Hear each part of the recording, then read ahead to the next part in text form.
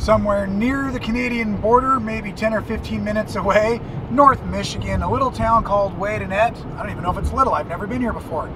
Driving through, really cool, off the highway. I'm about 3 miles from a quilt shop. Really excited to go in and meet the folks.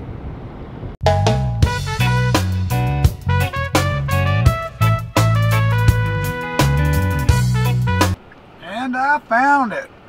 So what? Hey everybody, it's Rob from Making It Fun. It is the afternoon and I am outside of a really cute looking quilt shop. Never been inside. It's called So What. I am up near the Canadian border, Wyandotte, Michigan. I'm probably not even saying it right, but I am super excited to see what's happening inside this little shop. Come with me. I think it's going to be a lot of fun.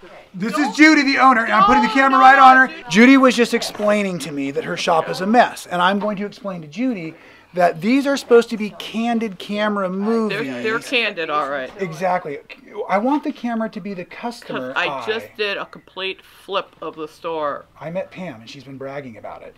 Yep, too late. She said yes. Hey everybody, this is Pam. I just walked in the door. I'm inside of So What, and Pam recognized my loud quilter's voice and said, I know that guy and his camera.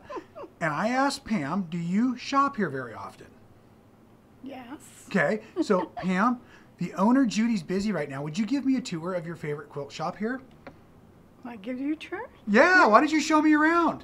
Oh, wow, it keeps going. She's rearranged it since I've been here last. When was the last time you were in? Probably about August. Oh, isn't that one really pretty right there? I've got a quilt similar using solids and a color wheel. That is really nifty. She's got a great one in the hallway. I really like supplies. Oh, very cool. I found it upstairs. So they've just been adding on to all of this, it looks like, huh? I think the upstairs is private living. Yeah, it looks like it's not for us. Wow. Oh, this is neat.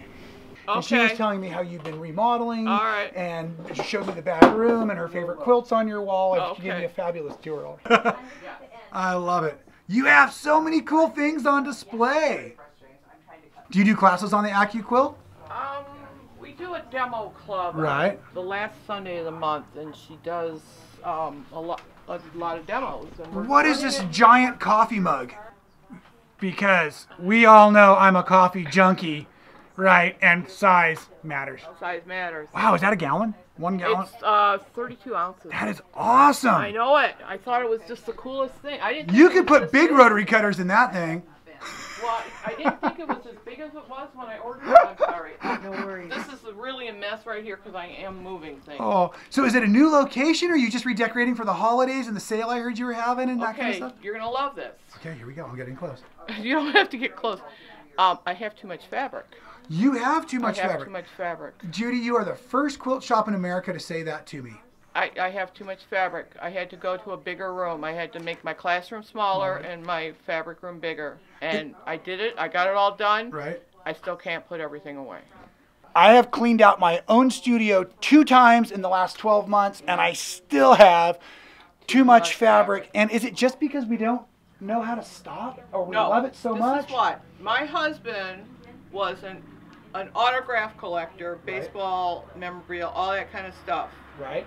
Nobody asked him to use it. Taking up room, making a dust collection. Right.